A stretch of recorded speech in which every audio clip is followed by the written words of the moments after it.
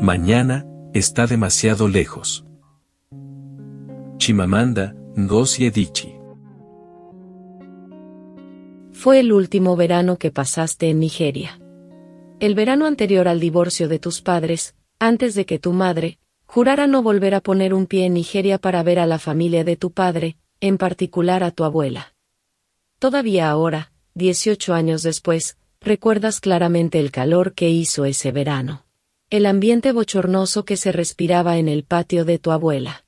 Un patio con tantos árboles, que el cable del teléfono se enredaba con las hojas, y las distintas ramas se tocaban, y a veces aparecían mangos en los castaños y guayabas en los mangos. La gruesa capa de hojas en descomposición era blanda bajo tus pies desnudos. Por las tardes, las abejas de barriga amarilla zumbaban alrededor de tu cabeza, la de tu hermano Nonso y la de tu primo Dosi. Y por las noches, la abuela solo dejaba que fuera tu hermano Nonso el que trepara a los árboles, para sacudir una rama repleta de frutos, a pesar de que tú trepabas mejor. Llovían los aguacates, los anacardos, las guayabas. Y el primo Dosi y tú llenaban viejos cubos. Fue el verano que la abuela enseñó a Nonso a arrancar los cocos. Los cocoteros, tan altos y sin ramas, eran difíciles para trepar. Y la abuela le dio un palo largo, y le enseñó a agitar las vainas acolchadas. A ti no te enseñó porque decía que no era cosa de niñas. La abuela partía los cocos golpeándolos con cuidado contra una piedra, y la leche acuosa se quedaba en la mitad inferior, una taza irregular. Todos bebían un sorbo de la leche enfriada por el viento, incluidos los niños de la calle, que salían a jugar. Y la abuela presidía el ritual, para asegurarse de que Nonso era el primero. Fue el verano que le preguntaste a tu abuela, ¿por qué que el primer sorbo era para Nonso, en lugar de para Dosi, que tenía 13 años, uno más? Y la abuela respondió, que Nonso era el único hijo de su hijo, el que llevaría el apellido Nabuisi.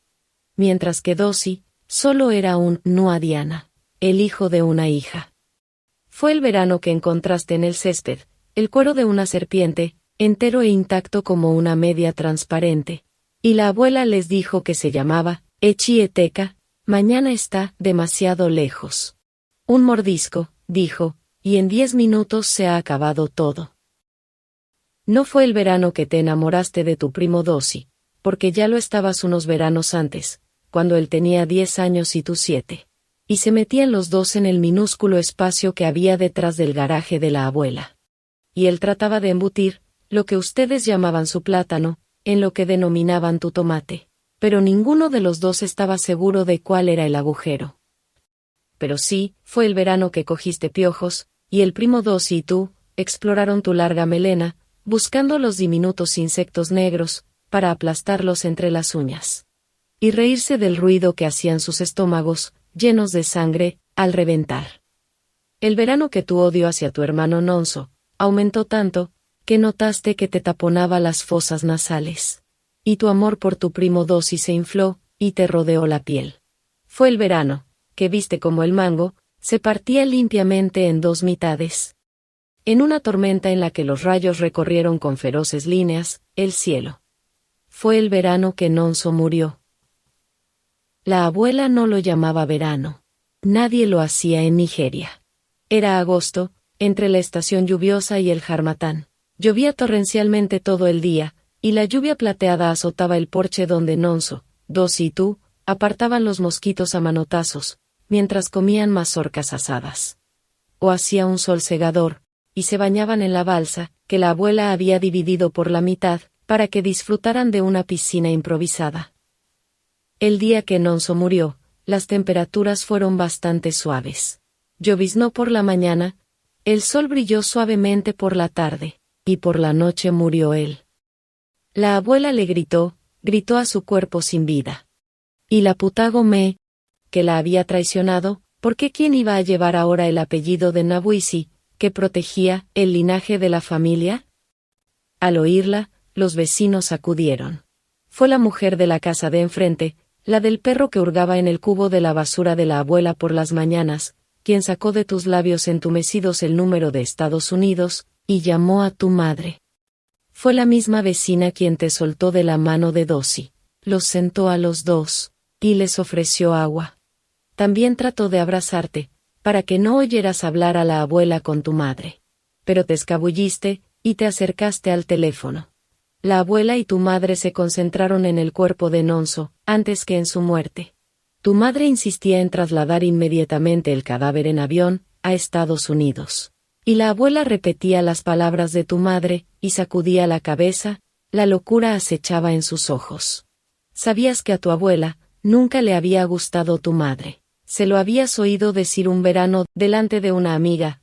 Esa americana negra, ha embaucado a mi hijo, y se lo ha metido en el bolsillo. Pero oyéndola hablar entonces por teléfono, entendiste que ella y tu madre estaban unidas. Estabas segura de que en los ojos de tu madre, había la misma locura furiosa.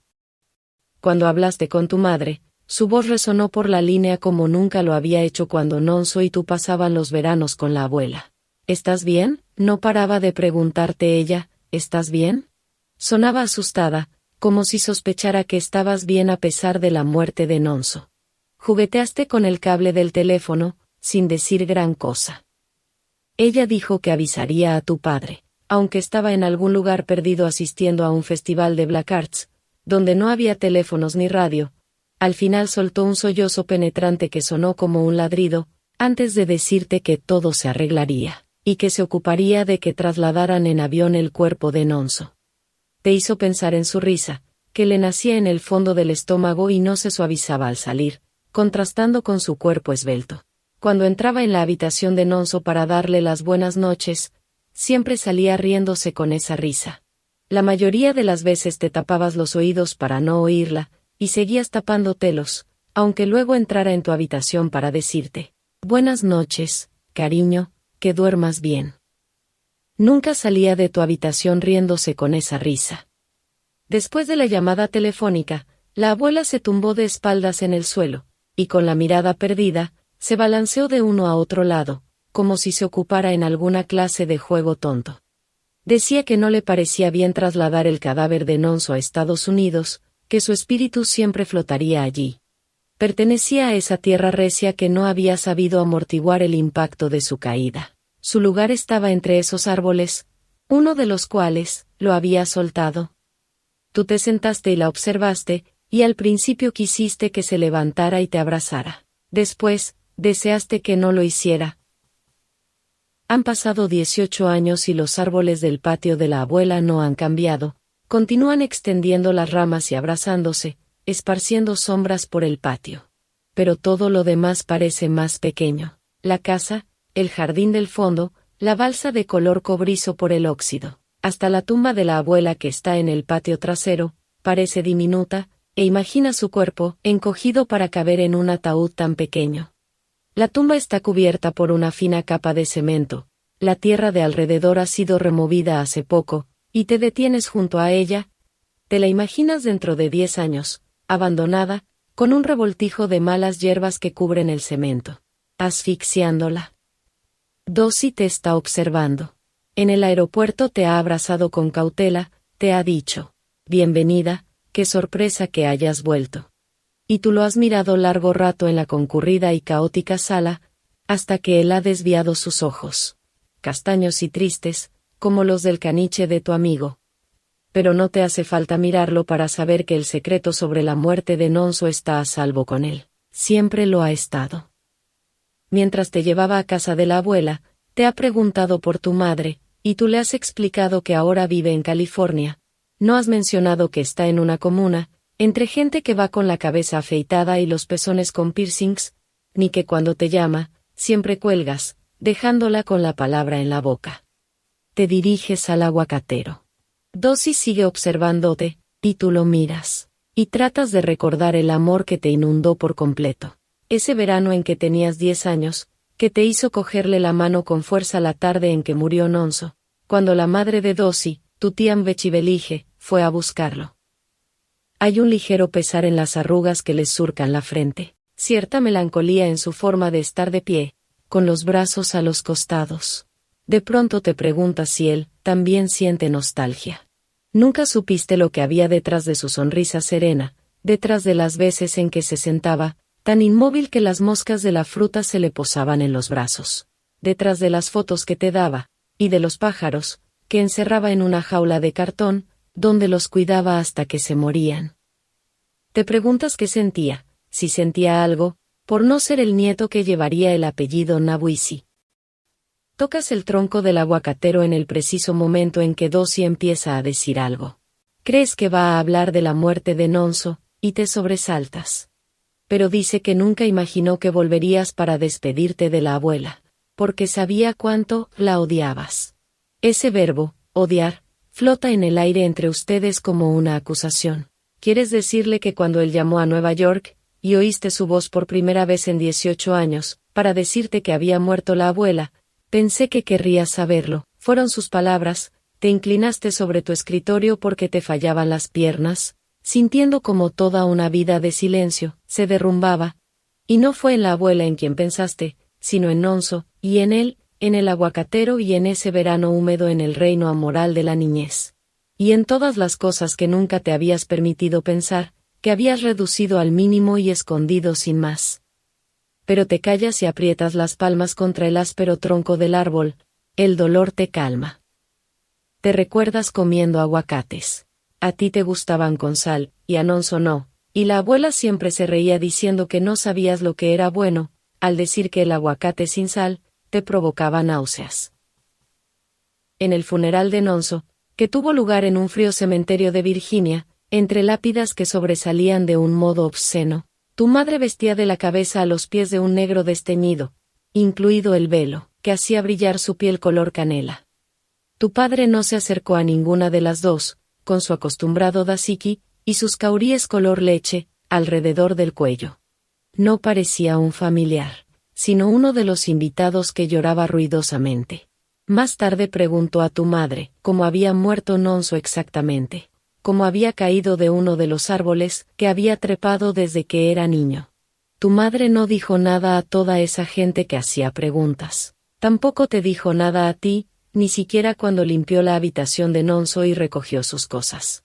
No te preguntó si querías quedarte con algo suyo, y te sentiste aliviada. No querías guardar ninguno de sus libros, con esas anotaciones de su puño y letra que tu madre decía que se entendían mejor que las frases impresas. No querías ninguna de las fotos de palomas que había hecho en el parque, y que tu madre aseguraba que eran tan prometedoras para un niño. No querías sus cuadros, que eran simples copias de los de tu padre, pero con otros colores. Ni su ropa, ni su colección de sellos. Tu madre sacó por fin el asunto de Nonso, 3 meses después de su funeral, cuando te habló del divorcio. Dijo que el divorcio no era por él, que tu padre y ella hacía mucho que se habían distanciado. Tu padre estaba entonces en Zanzíbar. Se había ido inmediatamente después del funeral. Luego, tu madre te preguntó, ¿cómo murió Nonso? Sigues asombrándote de cómo salieron esas palabras de tu boca. Sigues sin reconocer a la niña de ojos claros que eras. Tal vez fuera por el modo en que ella dijo que el divorcio no era por Nonso, como si solo él pudiera ser el motivo, y tú no pintaras nada. O tal vez, fue simplemente por el ardiente deseo que todavía sientes a veces, la necesidad de alisar aristas, de allanar lo que te parece demasiado abrupto. Dijiste a tu madre, con el tono de quien es reacio a hablar, que la abuela había pedido a Nonso que subiera a la rama más alta del aguacatero, para demostrar lo hombre que era. Luego lo asustó, en broma, aseguraste a tu madre, diciéndole que había una serpiente, la echieteca, en la rama de al lado. Le dijo que no se moviera. Él, como es natural, se movió, y resbaló de la rama. Y cuando aterrizó, el ruido fue el de muchos frutos cayendo a la vez. Un último, plaf. La abuela se quedó allí mirándolo, y empezó a gritarle que era el único hijo, que había traicionado el linaje al morir, y lo enfadados que estarían sus antepasados. Él todavía respiraba, dijiste a tu madre. Respiraba cuando cayó, pero la abuela se quedó allí parada, gritando a su cuerpo destrozado, hasta que expiró. Tu madre empezó a chillar, y te preguntaste si la gente gritaba enloquecida cuando decidía rechazar la verdad. Sabía perfectamente que Nonso, Se había golpeado la cabeza contra una piedra, y había muerto en el acto. Había visto el cuerpo, la cabeza abierta, pero prefería creer que había estado vivo después de caer. Lloró, aulló y maldijo el día que había puesto los ojos en tu padre, en la primera exposición de su obra. Luego lo llamó por teléfono, y la oíste gritar. Tu madre es la responsable, lo asustó y le hizo caer. Podría haber hecho algo, pero se quedó allí plantada, esa estúpida africana fetichista, y lo dejó morir. Tu padre habló contigo luego. Dijo que entendía lo duro que era para ti, pero que debías tener cuidado con lo que decías, para no causar más daño. Y tú reflexionaste sobre sus palabras, cuidado con lo que dices, y te preguntaste si él sabía que mentías. Ese verano de hacía 18 años, fue el verano del primer descubrimiento de ti misma, el verano que supiste que tenía que ocurrirle algo a Nonso, para que tú pudieras sobrevivir. Aun a los 10 años, sabías que hay personas que ocupan demasiado espacio, por el mero hecho de existir, que ahogan a las demás. Luego se lo explicaste a Dossi, le dijiste que los dos necesitaban que Nonso se hiciera daño, tal vez que se lisiara o se torciera las piernas. Querías que mermase la perfección de su cuerpo ágil, volverlo menos encantador, menos capaz de hacer todo lo que hacía, menos capaz de ocupar tu espacio. Dossi no dijo nada, se limitó a dibujarte con los ojos en forma de estrellas. La abuela estaba dentro de la casa cocinando, y Dossi se quedó callado a tu lado, rozándote los hombros, cuando sugeriste a Nonso que subiera a lo alto del aguacatero. Resultó fácil convencerlo. Bastó con recordarle que tú trepabas mejor que él. Y era cierto. Eras capaz de escalar cualquier árbol en unos segundos. Eras mejor en todo lo que podías aprender a hacer tú sola, en todo lo que la abuela no podía enseñarle a hacer a él. Le pediste que fuera el primero, para ver si podía llegar a la rama más alta, antes de seguirlo. Las ramas eran frágiles, y Nonso pesaba más que tú, por toda la comida que la abuela le hacía comer. Come un poco más, le decía a menudo. ¿Para quién crees que lo he hecho? Como si tú no estuvieras allí. A veces te daba unas palmaditas en la espalda, y te decía en Igbo, está muy bien que aprendas, ne, así podrás cuidar algún día de tu marido. Nonso trepó por el árbol, cada vez más alto. Esperaste a que llegara casi arriba, hasta que sus piernas titubearon antes de continuar. Esperaste ese breve instante entre dos movimientos. Un instante abierto, en el que viste lo azul de todo, de la vida misma, el azul puro de uno de los cuadros de tu padre, de la oportunidad, de un cielo lavado por una lluvia matinal. Entonces gritaste. Una serpiente, es la Echieteca. No estaba segura de si añadir que estaba en la rama de al lado, o deslizándose por el tronco. Pero no importó, porque en esos pocos segundos, Nonso bajó la vista y se soltó, se le resbalaron los pies, se le desprendieron los brazos. O tal vez el árbol simplemente se desentendió de él. No recuerdas cuánto tiempo te quedaste allí parada, mirando a Nonso, con Dossi callado a tu lado, antes de entrar a llamar a la abuela. La palabra que utiliza Dossi, odiar, flota en tu cabeza.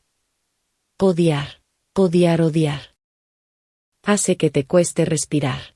Como en los meses que siguieron a la muerte de Nonso, cuando esperaste que tu madre se fijara en que tenías la voz pura, como el agua, y las piernas elásticas como gomas, o que saliera de tu habitación por la noche con esa risa profunda. En lugar de ello, te abrazaba con aprensión al darte las buenas noches, siempre en un susurro, y tú empezaste a evitar sus besos, fingiendo toses y estornudos.